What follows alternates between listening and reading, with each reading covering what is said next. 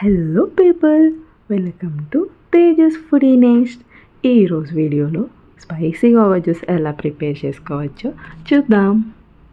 ముందుగా జామకాయని తీసుకుని వీడియోలో చూపిస్తున్నట్టుగా కట్ చేసుకోవాలి. ఇలా కట్ చేసుకున్నాక స్పూన్తో మధ్యలో ఉన్న పల్ప్ మొత్తాన్ని తీసుకోవాలి. జామకాయని చూడగానే కొరుక్కుని తినడం తప్ప ఇలా జ్యూస్ చేసుకుని తాగేంత ఓపిక మాకు లేదనుకుంటే మీరు ఖచ్చితంగా ఒక మంచి టేస్ట్ని అయితే మిస్ అయినట్టు. వీడియోలో చూపిస్తున్నట్టుగా లోపల ఉన్న పల్ప్ మొత్తాన్ని ఇలా తీసుకోవాలి.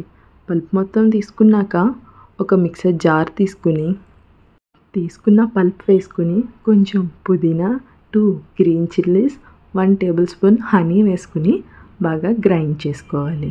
ఇప్పుడు ఒక ప్లేట్ తీసుకుని 1/2 table spoon red chilli powder, 1/2 table spoon salt వేసుకుని బాగా మిక్స్ చేసుకుని కట్ చేసుకున్న జామకాయని డిప్ చేసుకోవాలి.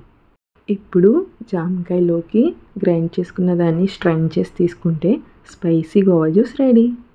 ఈసారి జామకాయ తెచ్చుకున్నప్పుడు మీరు కూడా ట్రై చేసి ఎలా ఉందో కామెంట్ చేయండి.